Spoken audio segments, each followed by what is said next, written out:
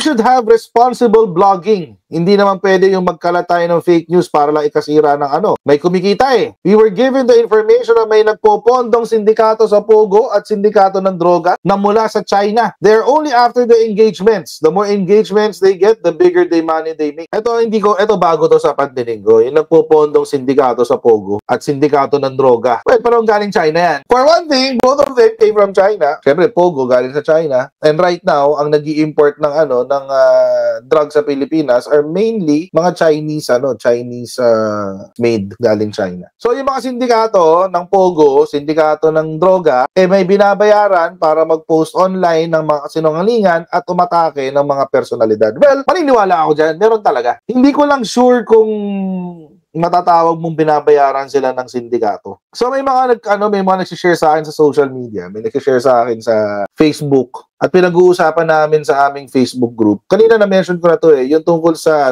hearing, tungkol sa vloggers, tsaka fake news. So apparently mga Kojero, merong mga na pala, may mga napadala na imbitasyon. Parang pa sila, parang happy pa sila na na-invite sila. Hindi ko alam kung bakit. Pero most probably, your guess is as good as mine. Pero, punta natin. Ito kasi yung balita tungkol dyan. Last week ito, sinabi ni Congressman Ace Barbers, House probe on trolls, narco-vloggers, set to begin next month. Sabi po, Surigao del Norte 2nd District Representative Robert Ace Barber said the newly formed House of Representatives Tri-Committee will begin its investigation on troll farms and disinformation peddlers next month. Inaabangan ko rin yan. Baka isa tayo sa mga, kung hindi tayo mai-invite, manonood tayo. Sabay-sabay tayo manonood yan. So, sabi, itong investigasyon na gagawin ng TRICOM, ang layunin nito ay magkaroon ng panukalang batas na magkaroon ng regulatory framework yung paggamit ng social media. Wala po tayong pinipigilan gumamit ng social media. Anyone can express what they want to say what they want to express, and vice versa. Wala pong curtailment ng freedom of speech. Ang gusto lang natin ay yung gagamit ng digital space ay dapat maging responsable pa rin. Not so many words, I agree to that. Pero hindi mo kasi mariregulate ang social media. You can only pass laws that will suppress the wrong use of social media. Pwede ka lang gumawa ng panukalang batas na pipigil sa maling paggamit ng social media. Pero hindi mo pwedeng i-ban ang social media. Although, si TikTok pwede. Di ba? You can legislate na i-ban ang isang app or isang social media platform. But, we should have responsible blogging. Hindi naman pwede yung magkalat tayo ng fake news para lang ikasira ng May kumikita eh. We were given the information na may nagpopondong sindikato sa Pogo at sindikato ng droga na mula sa China. They're only after the engagements. The more engagements they get, the bigger the money they make. Ito bago to sa pandinig ko. Yung nagpopondong sindikato sa Pogo at sindikato ng droga. Well, parang galing China yan. For one thing, both of them came from China. Siyempre, Pogo galing sa China. And right now, ang nag-i-import ng drugs sa Pilipinas are mainly mga Chinese made galing China. So, ang sabi, ang ginagawa daw, the narco trolls and vloggers supposedly paid by drug and Pogo money to post online to spread lies and attack personalities. Ayun. So, yung mga sindikato ng Pogo, sindikato ng droga, may binabayaran para mag-post online ng mga sinungalingan at umatake ng mga personalidad. Well, maniniwala ako dyan. Meron talaga. Hindi ko lang sure kung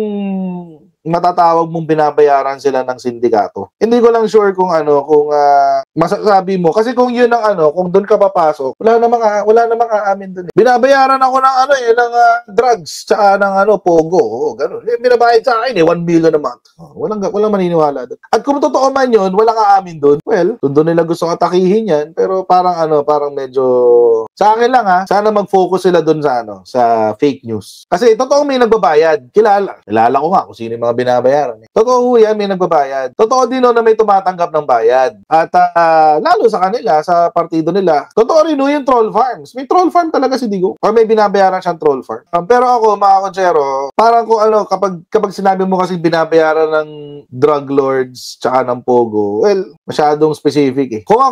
Let's say, kung umabot man tong video na to kay Congressman Barbers, kay Congressman Dan Fernandez, mas maganda ko tumutok na lang sila sa fake news. Huwag nila masyadong tutukan kanyang narco trolls and all of that. Meron nung trolls. Fumocus sila sa trolls, tsaka sa troll farms, at saka sa fake news. Kasi ito yung ito yung medyo hindi, parang hindi pasok yung narco. Yung word lang na narco yung word na narco. Masyadong specific Kanina nga kinukwento ko, merong isang vlogger, sabi niya, ba't hindi na lang daw maghabla? Kung ginawan ka ng fake news, kung ginawan ka ng maling balita, kung sinisiraan ka, ba't di ka na lang maghabla? Alam niyo kasi, ang ating pong cyber libel at ang ating libel laws does not address troll farms. Yung organized system wherein disinformation is being spread. Yung pagiging organized, para sindikato. Wala akong ang libel law kasi is personal It's a personal crime. So it's a personal liability. So criminal liability is personal. Yun yung ibig kong sabihin. Pero pagdating sa, bawa, operator ako ng troll farm, hindi ako makukulong. Co-operator ako ng troll farm, hindi ako makukulong. Paano mag-a-apply sa akin yung libel law? So mahirap yung landscape natin ngayon ng social media. Dahil ganun nga, maraming and alam nyo mga Kojero, maraming, may mga troll farms talaga, may mga operators talaga ng disinformation. Mas maganda kung doon nila itutok yung hearing. Tapos, nagpadala na sila ng sulat. Ito. First hearing will be on February 3 or February 4. Actually, may mga lumabas na nasulat. May mga tuwan-tuwa sila, nakakuha sila ng sulat. Tulad nito, na-invite na sila. January 28, 2025, si Attorney Trixie. Si Dan Fernandez ang nag-imbita. February 4, 2025, Tuesday, 9:30 a.m. See you in Congress! Sabi ni Attorney Trixie. Meron pa isa. Ito isa. Si Mark Lopez. Sabi ni Mark Lopez, yehey! Sa wakas, makakaharap ko na din si Congressman Dan Fernandez, pati siguro si Kong Ace Barbers. Masaya to. So mga Kojero, well, happy sila. Walang problema do. Gusto nila matuwa. Pero, ako hindi ako magiging proud. I would not be proud kung ako ay mai-invite sa isang hearing regarding narco-vloggers and disinformation peddlers. Unless, baka mamaya kasi, ako yung sinasabihan na ako yung disinformation peddler. Diba? Baka sinasabihan, ako yung si Jared yan, disinformation peddler yan.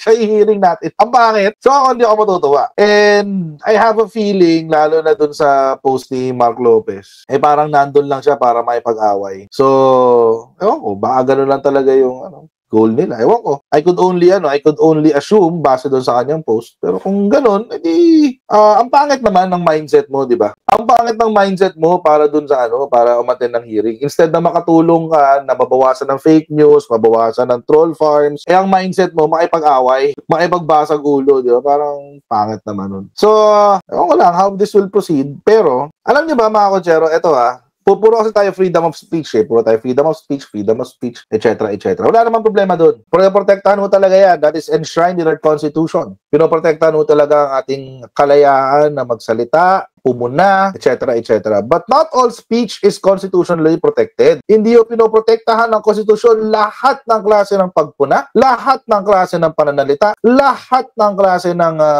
batikos. Meron tayong tinatawag ng mga krimen na related sa expression. Meron tayong krimen laban sa libel. Libel is still a crime in the Philippines. Slander is also a crime in the Philippines. Oral defamation, which is, well, it's also slander. Kanina na-mention ko, inciting to sedition. So meron tayong mga speech that are not constitutionally protected. But kung ang tatanungin mo, who will be the gatekeeper of information, ako kasi hindi ako naniniwala sa gatekeeper Hindi mo naman mapipigilan ng impormasyon. You cannot have a gatekeeper of information. No, you don't. You cannot gatekeep information. But, mga Kojero, pwede mong pigilan ang mga klase ng pananalita o paglalathala na nakakatapak na ng karapatan ng iba. For example, the right of a person to have a clean and respectable name. Bakit? Because my name is my property. Yun nga ang punto ng libel laws. Kapag siniraan mo ako, lahat ng apektado ang buong buhay ko, apektado ang pananaw sa akin ng buong mundo. Dahil diyan, apektado din ang aking hanap buhay. To some degree,